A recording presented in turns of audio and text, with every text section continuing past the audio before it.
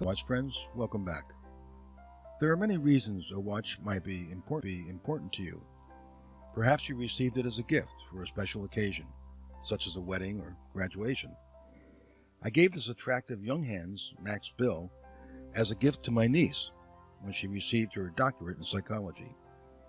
My wife gave me this Grand Seiko SBGM 021 GMT for our 25th wedding anniversary. Maybe the watch marked a milestone of one sort or another. This Caravel was the first mechanical watch I ever bought when I didn't have much money and definitely didn't know much about watches. I bought it as a college student and wore it for about a decade straight on a black Twisto-Flex strap, in fact. I still have that watch and wear it for kicks occasionally. To me, I think one of the greatest reasons for a watch to be special is to have received it from a relative. Your father, or maybe grandfather, for example. Unfortunately, I don't have a watch like that, but I did a video on the world's best watch about my special watch. So although I don't have a timepiece like this, I know someone who does. Rob Treck.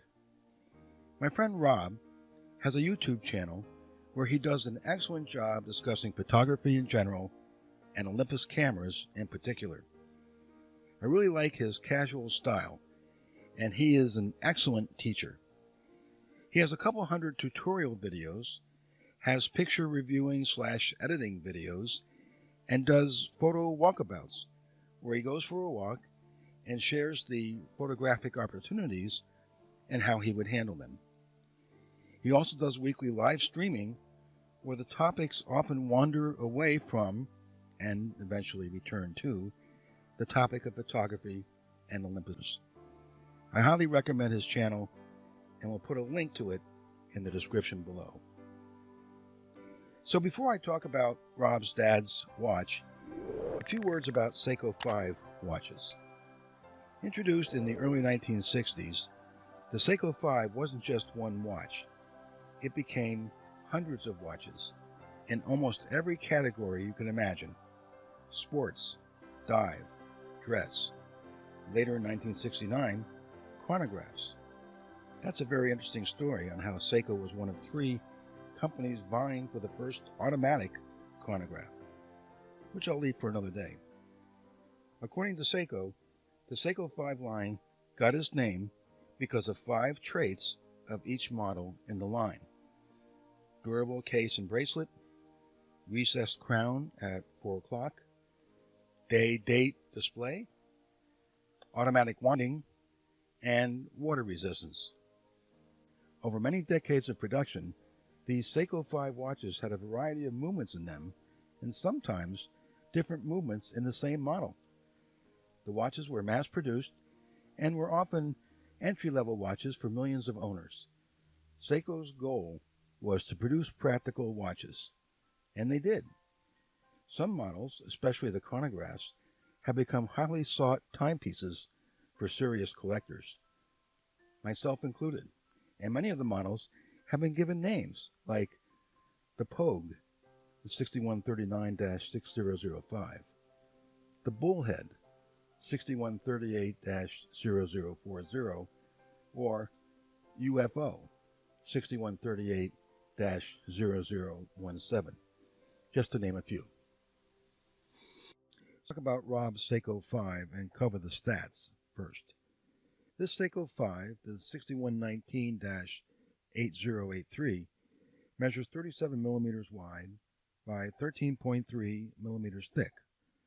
The lug-to-lug distance is a rather small 42.8 millimeters, and the strap width is Seiko's uncommon but favorite 19 millimeters. So the watch is a little smallish by modern standards, but by no means tiny, although it is on the thicker side.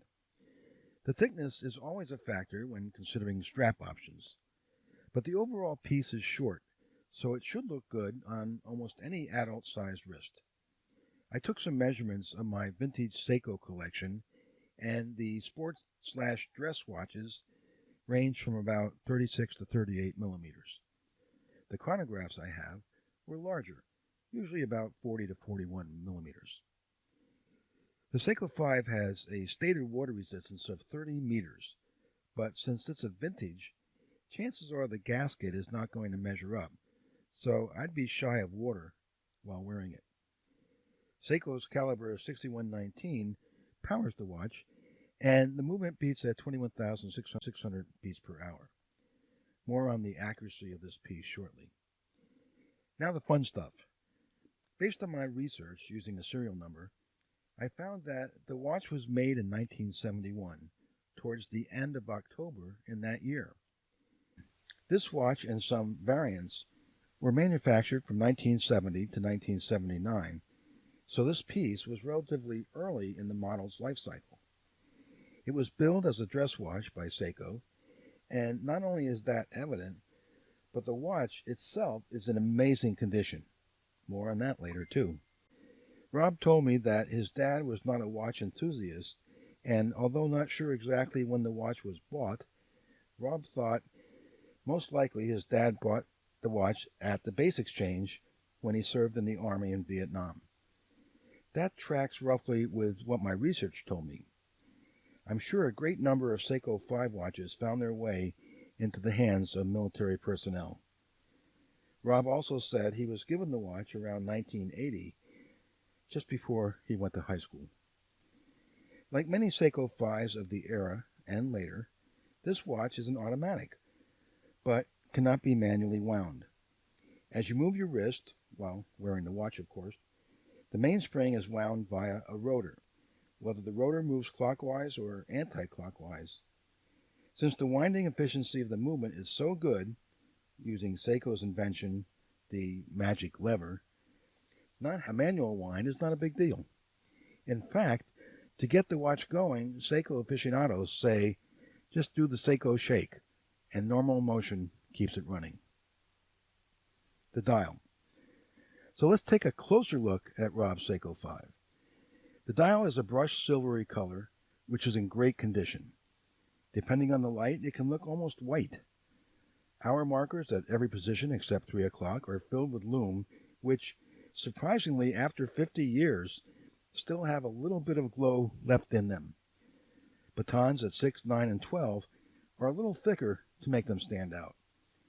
The plain hands are also filled with the same lume as the markers. Being a dress watch, there is minimal extraneous clutter on the dial. Applied Seiko and 5 at the top, and the words automatic and 21 joules at the bottom. For you watch anoraks, I include myself in that category, there is also a very small and subtle symbol just below the words at the very bottom. It's Seiko's Suwa symbol, representing the factory where the watch was made. I just love an understated touch like this on a watch. At 3 o'clock is a day-date window, which is nicely framed with a steel bezel, typical of Seiko 5s of that time. The Seiko 5 models of this period featured date-only, day-date, and no-date versions of their dial. Contrasting black on white text for the day and white on black for the date adds some visual interest. And Sunday is shown in red text, which looks pretty cool. The watch has a hardlex crystal. This is Seiko's synthetic material that's very scratch resistant, and a solid case back. The crown is flush with the bezel at 4 o'clock and gives the Seiko 5 a distinctively clean appearance. As mentioned, this is an automatic watch, but there's no manual winding or hacking, where the second hand stops when the crown is pulled out. The watch has a clever but fiddly method of changing the day and date. Pressing the crown advances the date incrementally. However, pressing the crown farther in changes both the date and the day. Since the days can be shown in either English or Spanish, it's a little bit tricky to set the correct day and date, since you must plan ahead by either first setting the date up to 7 days prior to today's date, or setting the day first and carefully pressing the crown to set the date. Don't press the crown too hard, or the day will change and you'll have to do it all over again. I admire the simplicity of the concept, but really wonder if the Japanese engineer who created it ever tried to use the watch. A few words on strap choice. One of the cool things about Seiko 5 watches is that they are chameleons. By that I mean the watches pair nicely with a range of straps. Rob told me that the original bracelet is long lost, so he put the watch on a blue NATO strap, which, frankly, is a little bit thick. I'm not sure I would have chosen that particular strap, but that's okay. Everyone's taste is different. This specific Seiko 5 is more of a dress watch. At least that's what my research shows. But that doesn't mean we can't have some fun with it. For example, if you want to go a little sporty, maybe with a modern twist, this blue silicone strap pairs very nicely with the watch. Now, silicone straps are often used with divers and other sport watches that have a healthy water resistance of at least 100 meters. 100 meters. I wouldn't take Rob's dad's vintage watch anywhere near water, but I certainly like the look. On the other hand, since this model Seiko 5 is a dress watch, why not pair it with a nice brown or black leather two-piece? Here, the black leather strap really ups the game and shows how attractive this watch really is. Since the watch is in such good condition, the combo looks fabulous with a De Beer 18mm smooth black leather strap. Time for a cleaning. I put the Seiko 5 on the time grapher to see how well it's running. As you can see, the results show that it could be doing better. The amplitude, which measures the amount of rotation in the swing, or full rotation of the balance wheel, was rather weak at 157 degrees. In a modern watch, the amplitude should be about 300 degrees, maybe slightly more, whereas in a vintage watch like this Seiko 5, a good reading would be between 250 and 300 degrees. Chances are, some of the lubrication in the movement has dried up or coagulated, causing this low value. Fortunately, the beat error, which measures the equal rotation of the balance spring in either direction, was 0.5 milliseconds. Anything less than 0.5 is considered excellent, and less than 1.0 is considered good. So, although it could be better, it's not bad.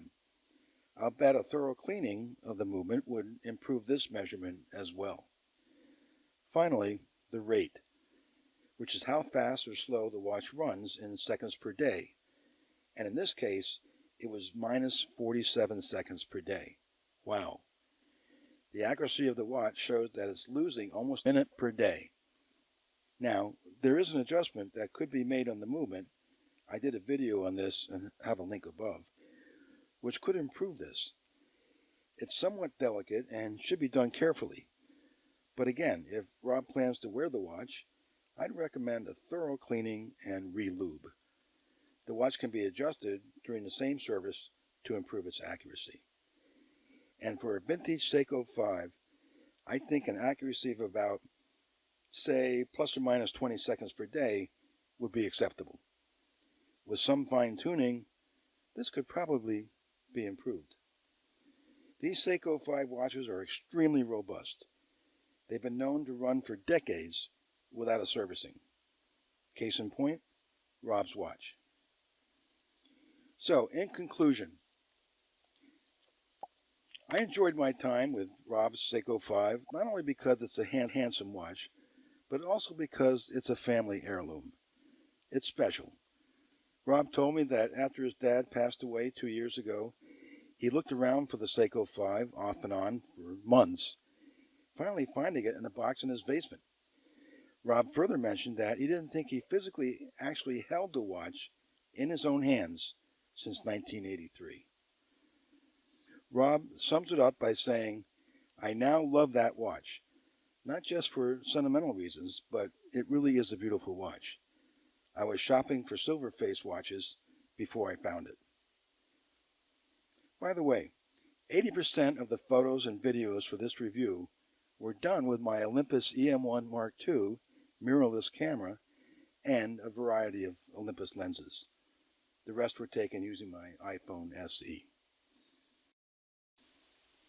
If you enjoyed this video, please give it a thumbs up, share it with your watch friends, and subscribe if you already haven't. Be sure to check the bell so they can be alerted of new content. Thanks for watching, and I'll see you next time.